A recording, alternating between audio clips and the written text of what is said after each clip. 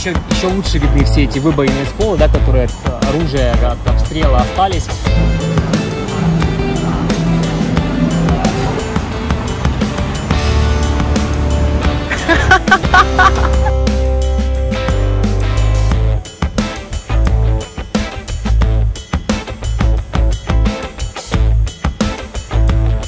И полетели вертолеты. Друзья, ну что, доброе утро. Мы наконец-то находимся в Киеве. Сегодня мы решили вам показать те локации, которые стоило бы посетить, если у вас на Киев есть всего один день, и посетить их так, чтобы при этом вам не нужно было переезжать на машине, а просто как приехали в одну точку и дальше по ходу движетесь. Будем сегодня показывать много интересного, не будем забегать вперед. Но сейчас мы находимся на нашей первой любимой локации. Это называется парк-музей истории Украины во Второй мировой войне. Помимо того, что здесь очень крутая атмосфера, и даже если есть очень много туристов в Киеве, все равно на этой большой площади они просто рассеиваются. Сзади нас Киево-Печерская лавра, самый большой флаг в Украине, который недавно построили. Собственно говоря, музей под открытым небом, где можно посмотреть на технику и всякие монументы еще Советского Союза. Ну и самое главное, сзади нас находится Родина-Мать. А Родина-Мать, кстати, выше, чем статуя Свободы, и вообще это один из самых крупнейших монументов в Европе, если что. Родина-Мать – это одна из визитных карточек города Киева. И помимо всего интересно еще в том, что сейчас в Украине действует закон про декоммунизацию, и поэтому в прессе идет много спекуляций по поводу того, что вот этот серп и молот, который находится на щите Родины-Матери, его будут снимать, срезать, закрашивать, закрывать, но при этом пока это неизвестно. И вот на число 22 августа 2021 года по-прежнему все символы Советского Союза на месте. Высота монумента Родина-Мать 62 метра. Открывал ее еще Брежнев. И интересно то, что в свое время это была самая высокая скульптура из металла во всем Советском Союзе. И когда ее проектировали, рассчитывали, тоже интересный момент, просто я как инженер, мне такие интересные моменты очень интересует, скажем так. Интересно то, что когда ее проектировали, она должна простоять 150 лет, и она может выдержать даже нагрузку при землетрясении в 9 баллов, что о многом говорит. Чем интересен этот парк, помимо того, что тут есть под открытым небом техника, самолеты, танки, здесь еще отсюда открывается очень прикольный вид на Днепр, на мосты. И, собственно говоря, даже просто если вы не фанат военной техники или не хотите посещать музей, просто если вы придете сюда, вы сможете насладиться всеми этими пейзажами.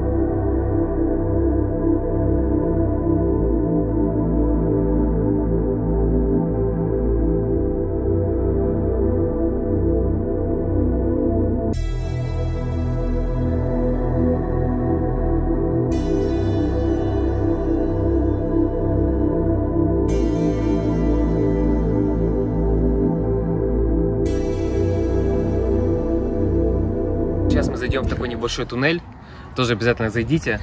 Он создает такое вот настроение, которое очень тяжело покрутиться без этого туннеля. То есть вы заходите, темно, вокруг куча барельефов, люди с автоматами, женщины, которые отдают последние колоски, плачущие матеря. Ну, то есть, пройдя по этому туннелю вы прям можете ощутить весь трагизм и весь негатив, да, Второй мировой войны.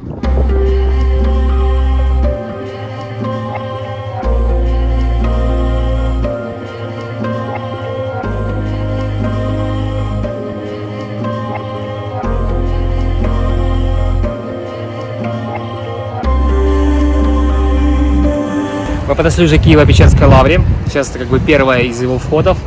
В саму Киево-Печерскую лавру заходить мы не будем, потому что, в принципе, объект интересный, мы там уже много раз бывали, и он тоже требует минимум 2-3 часа вашего времени.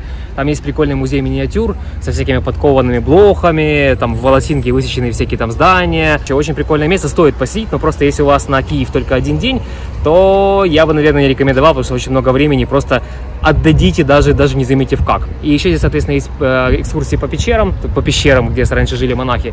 Соответственно, в принципе, комплекс достойный внимания, но, опять-таки, повторюсь, если у вас один день, то, к сожалению, нет. Поэтому go, движемся дальше. Прямо напротив Киево-Печерской лавры находится Мистецкий арсенал. Вот это вот здание такого желтоватого цвета.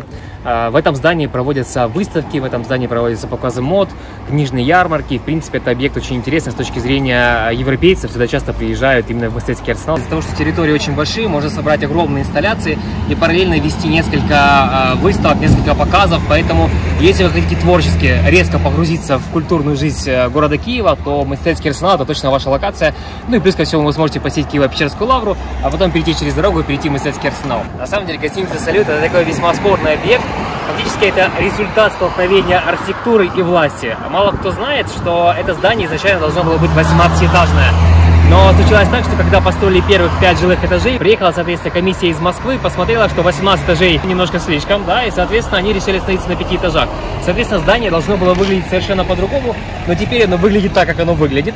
Оно было заказано госпланом, соответственно, архитектор был Милецкий. Я думаю, архитектор очень сильно долго грустил и плакал, что все теперь считают, что вот это вот строение — это результат его деятельности. На самом деле нет, он не достроил то, что он хотел. Это должно было быть длинное, стройное здание с таким вот логическим завершением. Вместо этого его просто обрубили и оставили это как есть. В итоге это здание регулярно входит в топ-10 самых некрасивых зданий, несуразных зданий Европы. Поэтому, но тем не менее, кстати, оно уже давно существует в Киеве. Это одно из визитных карточек, которые обязательно стоит посмотреть. Выглядит специфически, но посмотреть надо. Я представил, прикинь, бедный архитектор, чувак, старался, делал же, в итоге построил все. Это архитектор Милецкий построил. Те, кто бывал в Киеве, наверняка опускался в метро, а если вы не были в киевском метро, обязательно опуститесь, потому что, во-первых, оно сделано очень круто, а во-вторых, именно в киевском метрополитене есть станция метро, которая по совпадению находится именно сзади меня, называется станция метро Арсенальная, и она считается самой глубокой станцией метро в мире. Ее глубина 105 метров. Говорят, что в Северной Корее есть что-то похожее, но там, к сожалению, невозможно подтвердить, потому что северные корейцы не стремятся кого-то пускать в свою страну. Поэтому станция метро эта была построена в 1960 году, была введена в эксплуатацию. И интересно она тем, что из-за того, что очень большая глубина погружения, эскалаторы разбиты на два, скажем так, пролета. Первый пролет, потом такая бетонная площадка, сделана в виде бетонного стакана, кстати, который весит 3000 тонн. И от него идет следующий эскалатор, который опускается уже непосредственно на площадку. Чем еще интересно, мне как инженеру, чем еще было интересно, как бетонный этот стакан опускали вниз. Вот здесь, прямо над станцией метро, вот прямо вот здесь сейчас стоит эта станция метро Арсенальная, поставили огромный бетонный купол, у которого внизу тут в стенке, а внизу оно было сделано заостренно как ножами. Его поставили прямо на поверхность, и потом работники выбирали из-под этого купола землю, и постепенно купол, из-за того, что он острый, он сам опускался на нужную ему глубину. То есть киевляне, те, кто еще застал это время, еще называли это все бетонным стаканом, потому что форма, соответственно, была такая, как арка, как перевернутый стакан. Вот. А почему, собственно говоря, станция метро называется Арсенальная? Потому что мы находимся на Арсенальной площади, которая, в свою очередь, находится возле завода «Арсенал». А чем известен завод «Арсенал»? То, что в свое время, когда было большевистское восстание, сотрудники завода «Арсенал» частично перешли на сторону большевиков и обеспечили их оружием. Но справедливости ради, они перешли не все. Все время внутри оставались люди, которые заперлись в своих помещениях, да, и, соответственно, не выходили, держали оборону. И потом, когда позже петлюровцы их освободили, соответственно, большевики были выбиты, ну, дальше там уже исторический момент. Но самое главное то, что был момент, когда петлюровцы и другие силы Украинской народной армии, они, соответственно, обстреливали корпус Арсенала, и даже видно на фасаде, я надеюсь, отсюда будет видно, вот эти вот выбоины, сколы, это все от обстрела завода «Арсенал». Мы перешли через подземный переход и подошли непосредственно вплотную к зданию завода «Арсенал». Вот тут еще лучше видны все эти выбоины и сколы, да, которые от оружия, от обстрела остались. И мы сейчас находимся на площади, которая раньше была, все принадлежало, все это был комплекс завода «Арсенал», корпус завода «Арсенал». А теперь здесь устроили так называемый Киев Фуд Маркет, он же киевский рынок еды. И сразу небольшая оговорочка. Если вы думаете, что киевский рынок еды это дешево, то он больше киевский, чем рынок. Поэтому цены здесь среднекиевские, но при этом здесь очень много разных заведений, и итальянской кухни, и других. Сейчас и самое главное, сама территория очень круто выглядит, сейчас вам все покажем. И еще одна из причин, почему пришли, потому что уже 11 часов, и надо бы попить кофеечку. А кто знает, а на самом деле, надеюсь, многие знают, что Киев занимает одно из первых мест в Европе по качеству кофе. То есть фактически вы в любой, даже самой захудалой кафешке, вы можете выпить кофе, который вы так пьете, и потом просто вкусняшка. Поэтому, Италия, тебе привет. Мы бывали и пили твой кофе, но киевский кофе прям тоже огонь. Мы зашли на территорию, и на самом деле вот этот комплекс Арсенала — это яркая демонстрация того, что на самом деле не нужно сносить старые объекты, не нужно сносить старые строения. Вот как его переделали, и фактически это из старого заброшенного завода, в котором только были там арендованные офисы, превратилось в такую прям культурную локацию, где можно и вкусно покушать, и там есть всякие коворкинги, где люди встречаются, и в принципе здесь место, которое само по себе, но приятное. Здесь тенечек, здесь спокойная атмосфера из-за того, что невысокоэтажная застройка, соответственно, на тебя это все не давит. Ну и плюс тут ребята поработали с рельефом, поработали с освещением, поработали с плиточкой. И фактически локация, которая раньше просто покрывалась пылью и разрушалась, и в ней жили только крысы, теперь превратилось в такое место, которое, вот я, как если бы я был бы туристом, или ко мне приехали бы друзья-туристы, я бы обязательно показал бы. Поэтому обязательно приходите сюда, посмотрите. Собственно, мы сейчас находимся на фоне главного входа, главной, возможно, единственного входа в Киев Food Market. Мы, на самом деле, в нем редко бываем, потому что там людей практически всегда все забито. Сделано на фоне одного большого зала, где вы можете поесть любое блюдо, а вокруг находится ресторан на первом и на втором этаже, где вы, соответственно, можете заказать, снести вниз и здесь уже покушать. Раньше мы могли такое посетить только в Одессе, был Одесса Food Market, а, соответственно, сделали теперь то же самое в Киеве. Фактически в одном месте вы можете попробовать любую кухню, и напитки, и китайские, и итальянские, и что угодно, и, соответственно, тоже обязательно стоит посетить. Сейчас скажу, что по поводу цен средний выше среднего.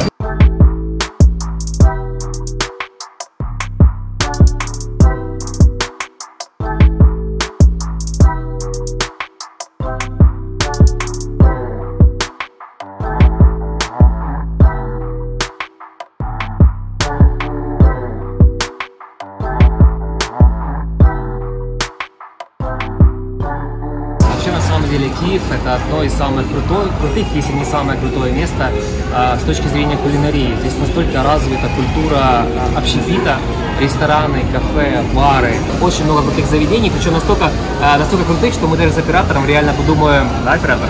Реально подумаем над тем, чтобы сделать какой-нибудь топ-5 или топ-10 наших самых любимых мест в Киеве, где можно очень классно поесть, очень вкусно, с очень крутой атмосферой, с нормальным чеком. Поэтому, во-первых, подписывайтесь на наш канал, ставьте лайки, пишите в комментариях, хотите вы или нет. А во-вторых, нам на самом деле интересно было погрузить вашу коммуникацию. Хотели бы вы узнать нашу точку зрения по киевским заведениям и что бы мы вам порекомендовали. Если вы проголосуете в нашей голосовалке, то мы снимем обзор топ-5 или топ-10 самых лучших ресторанов или заведений в Киеве. А я напоминаю, что наш вкусный спонсор herbalsua.com, самые вкусные орешки, сухофрукты, цукаты, чаи и многое другое вы найдете на их сайте, ссылочка будет в описании. Поэтому давайте попробуем.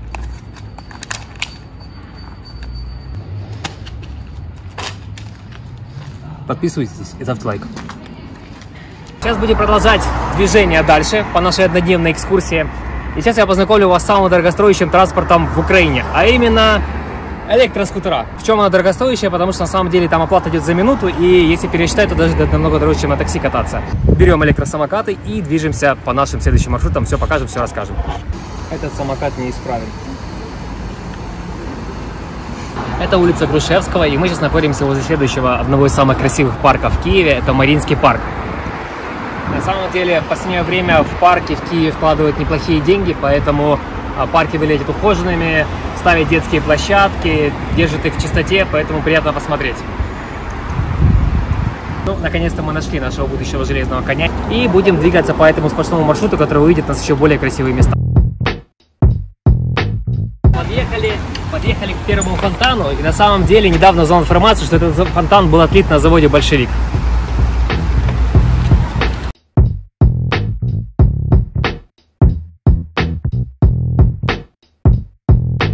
К сожалению, мы не сможем обснять территорию, которая находится рядом с Верховной Радой, потому что сегодня идет генеральная репетиция аппарата, соответственно, все перекрыто. Сзади меня находится кабинет министра Украины.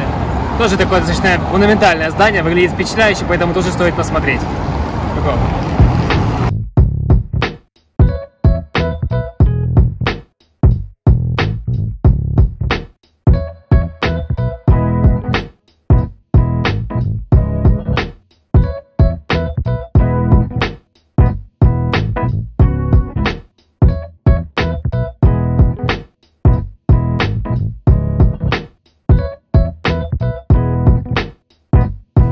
Подъехали к арке Дружбы народов. Самокаты мы пока оставляем. Точнее, не пока, просто оставляем. И дальше будем двигаться уже пешком. Обратите внимание на эту арку. Арка, напоминаю еще раз, называется арка Дружбы народов. То есть, соответственно, она символизировала дружбу и связь между всеми народами бывшего Советского Союза. Теперь на этой арке где-то в 2014 году кем-то неизвестным была нарисована трещина. Как раз тот период, когда началась военная агрессия со стороны России.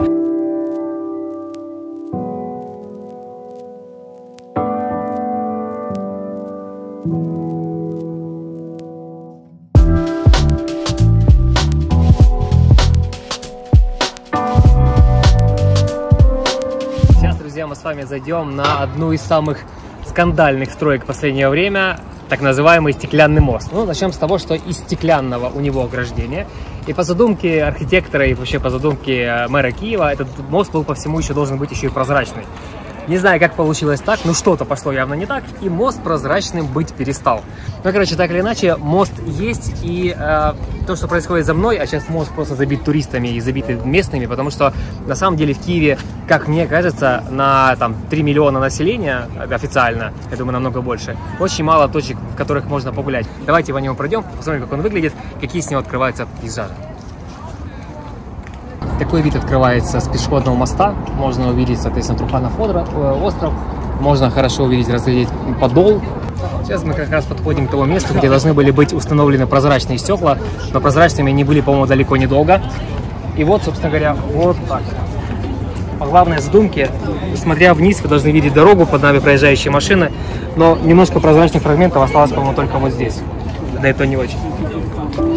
То есть идея была хорошая, но что-то пошло не так.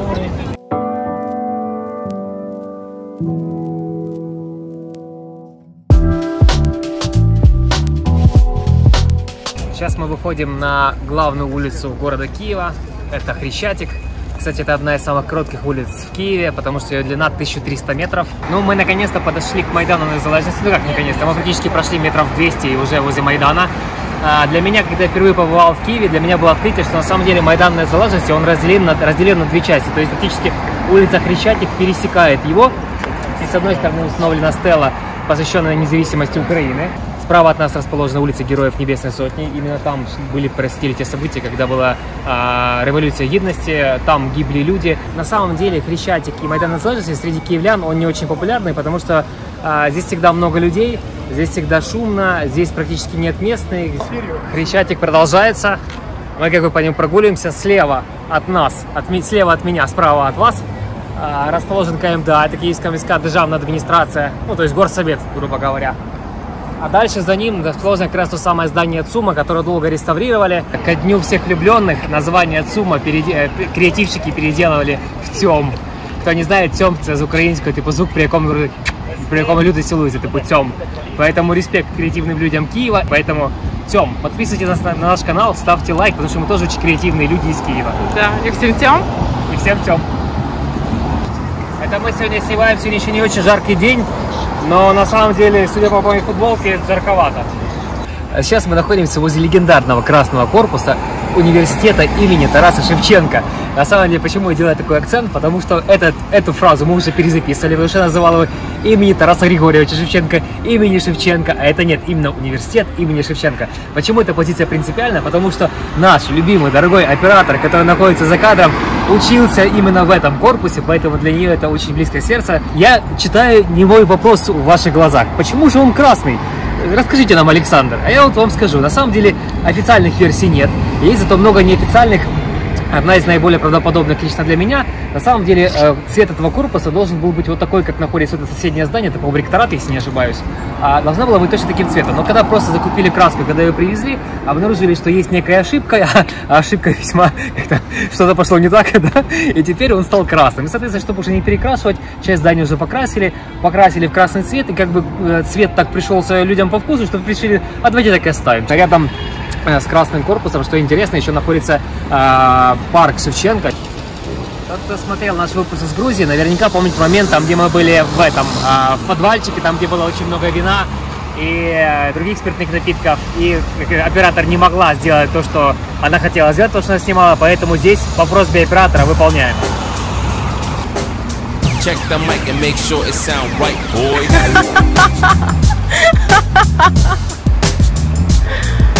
Пожалуйста. Сзади меня находится Национальная опера Украины имени Тараса Григорьевича Шевченко. Само по себе здание выглядит очень круто. Если даже внутрь вы не заходите, то все равно рекомендую пройти мимо, потому что сама архитектура очень крутая. Если вы больше ценитель классики, чем мы с оператором, да, конечно, рекомендую посетить, потому что здание и снаружи выглядит клево, и внутри оно такое достаточно помпезное. На самом деле, чем прикольный Киев, что в нем очень много зеленых скверов, есть где посидеть. И вот конкретно здесь рядом с парком, рядом с оперой, есть прикольный парк, в котором, ну, во-первых, статуя имени Лысенко. И рядом есть парк с фонтаном, где можно посидеть на лавочке, отдохнуть, вдохнуть свежего воздуха охлажденными топорами фонтана. Мы сейчас находимся в немного попсовом, но от этого не менее интересном месте Киева, называется Золотые ворота. Много экскурсий начинается отсюда. Золотые ворота — это фактически был главный въезд в город Киев. И есть несколько версий, почему называется Золотые ворота. Типа, дескать, здесь при въезде брали монетки за въезд, и, соответственно, от этого типа было золото. Или, допустим, как вариант, еще было там окрашено в золотую краску, или на солнце блестело как золото. На самом деле, это ворота названы по аналогии с Константинополем. Там не тоже был главный въезд, а за ним открывался вид на храмы. На самом деле, кстати, в Киеве очень много монастырей, храмов, церков, ну, скажем так, религиозных строений. Поэтому, соответственно, по аналогии с Константинополем сделали точно так же. То есть въезд, Золотые ворота, а дальше открывался, собственно говоря, весь Киев. Мы находимся сейчас, друзья, с вами в Софийской площади. Рассказывали интересную легенду, что толщина вот этих стен, они очень-очень толстые. Не буду врать точно, не помню, но условно там чуть ли не под 5 метров. И существовала такая легенда, что когда стены Софийского храма, вот этого не храма, даже ограждения разрушатся, тогда и пойдет Киевская Русь. Как видите, стены на месте, Киев тоже процветает. Рядом здесь находится памятник Богдану Хмельницкому, который своей булавой якобы указывает на Москву. Воспринимайте символизм как хотите. Со временем медные памятники зеленеют, потому что у них выступает, соответственно, окисел. Памятник Хмельницкому позеленел не только сам по себе, даже еще его основание. Видите, какое зеленое стало. Сзади меня Михайловский собор. Справа от меня Министерство иностранных дел. Вот, в принципе, кстати, если бы сейчас у нас была возможность подняться на фуникулере, то можно было подняться с Подола. Вот здесь фуникулер, конечная станция. Обязательно, кстати, когда будете в Киеве, если позволит время, проедьтесь. Ну, прикольно это все как бы ощущается, и виды такие неплохие.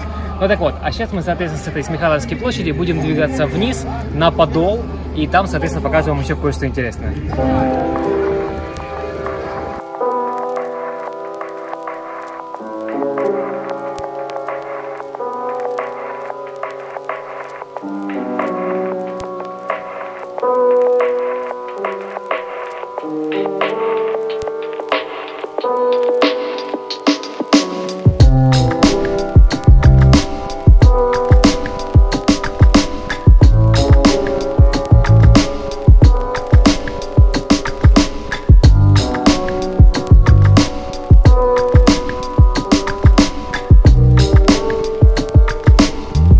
Возле начала Андреевского узвоза, Андреевского спуска.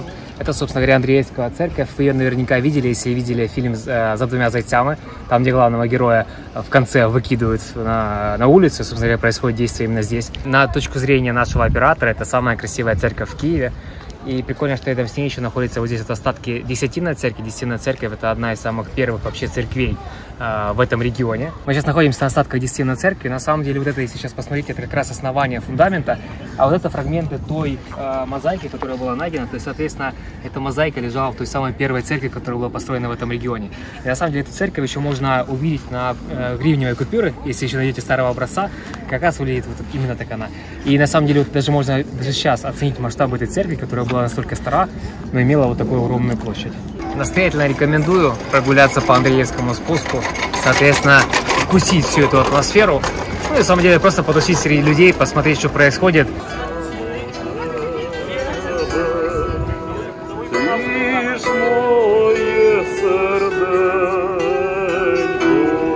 На Андреевском узвозе находится самый старый сохраненный деревянный дом, который есть вообще в Киеве. И на самом деле очень прикольно, кроме того, что он прикольно выглядит, еще очень прикольно, что рядом с локациями такими интересными сделали QR-коды, подойдя к которым вы можете, соответственно, отсканировать, и у вас будет вся необходимая информация об этом объекте. А, собственно говоря, вот сейчас сзади меня открывается тот самый легендарный, спорный театр. Театр, который «Черный куб», который «Кусок угля», который театр на Подоле. Который театр на Подоле. На самом деле, когда его только открыли, он очень разительно отличался от всего вокруг. Ну, в принципе, сейчас отличается. Но сейчас, справедливости ради, у него фасад начинает немножко отдавать зеленцой, что, соответственно, гармонирует с зеленью, которая в округе. А так, в принципе, раньше, представьте, просто была одна череда схожих друг на друга зданий, и здесь был такой большой черный куб. Люди, конечно, это все очень тяжело воспринимали. И вот спустя какое-то время уже восприятие, мягко говоря, меняется. Уже есть что показать туристам, и это тоже становится определенной визитной карточкой города. Фактически напротив, через улицу, рядом с театром на Подоле, находится дом, в котором жил и творил Булгаков. Собственно, выглядит дом вот так. Рядом находится его памятник. Андреевский спуск 13. Сейчас мы с Андреевского узвоза повернули налево и зашли во дворы. И, собственно говоря, это и есть сход в район, который называется Воздвиженка. Сейчас мы вам покажем те самые красивые локации, которые так любят местные фотографы для свадеб и не только. Собственно говоря, вот почему так любят фотографы эту локацию, потому что здесь какое место не повернешься, везде есть красивый дом или красивое какое-то место, напротив которого можно сфотографироваться. Мы сейчас находимся на Контрактовой площади. Сзади меня находится Киево-Могилянская академия, та самая легендарная, одно из первых учебных заведений вообще в Украине. И, соответственно, мы сейчас будем двигаться в Контрактовой площади, увидим колесо обозрения и будем двигаться в сторону Почтовой площади, немножко прогуляемся. Пойдем в сторону речного порта.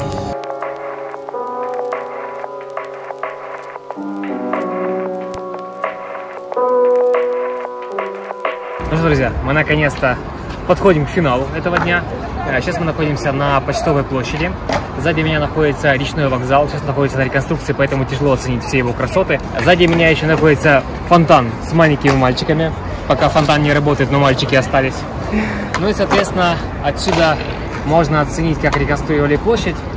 Сделали тоже интересные локации, засадили газончик, вокруг нас куча молодежи валяется на трафике. И, соответственно, из когда-то ранее заброшенной территории это все превратилось в такой реально движевой центр.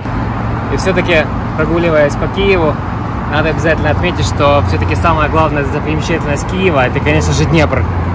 На самом деле, очень крутая река. Помните все эти выражения? Типа, редкая птица долетит до середины Днепра. Кстати, на Днепре установлен памятник этой самой редкой птицы. Конечно же, в этот раз мы его не покажем, но я думаю, это будет не первый, точнее, это первый, но не последний выпуск из Киева. Да, друзья, ну что, мы делаем первые шаги на пешеходный мост, тот самый, который мы видели издалека. Этот мост соединяет, соответственно, и нельзя сказать, что он соединяет правый берег и левый, он соединяет правый берег и Труханов остров. Поэтому мы сейчас проходимся по пешеходному мосту, немножко полюбуемся пейзажами и перейдем на Труханов остров. По поводу того, что на Трухановом острове есть очень крутые локации, надо будет сделать какой-нибудь отдельный выпуск. Потому что там есть и Кубакэмп, и парки, и велодорожки, и зона развлечений. Об этом все расскажем позже. А пока только пройдемся, показываем вам маршрут, который стоит посетить, если вы в один день в Киеве. И, кстати, наш день уже заканчивается, 5:30 вечера.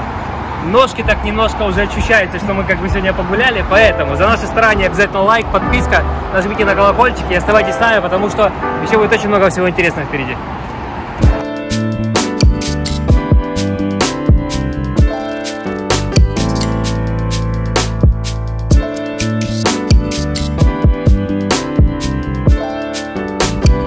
Уже к концу пешеходного моста. Фактически мы сейчас ступаем уже своими ногами на Труханов остров. И как раз сзади меня относительно недавно появившаяся локация. На этом месте раньше были ларьки, полузаброшенные какие-то здания. Теперь это все убрали. Сделали такие как навесы. Еще здесь вечером очень красиво. Включают освещение. Соответственно, все это такое футуристически подсвечивается. На самом деле выглядит очень круто. На самом деле в такие моменты как-то патриотизм еще больше начинает там тебе играть, потому что, ну, реально круто. Ну, то есть, ну ведь можем же. Реально классное место, реально сделано стильно, без всяких цветов вырви глаз. Это я называю это условно шведский стиль. Видите, металл, дерево, это все на этом острове смотрится максимально органично. Здесь просто приятно находиться.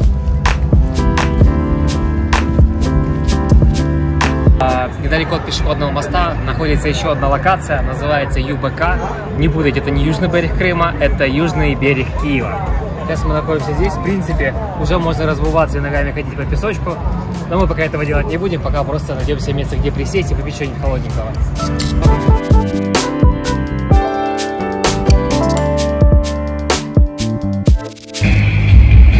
Короче, 8 часов времени, 16 километров пути, и мы пришли в финальную точку нашего однодневного путешествия. Киев однозначно стоит посетить. Подписывайтесь, ставьте лайк и полетели вертолеты.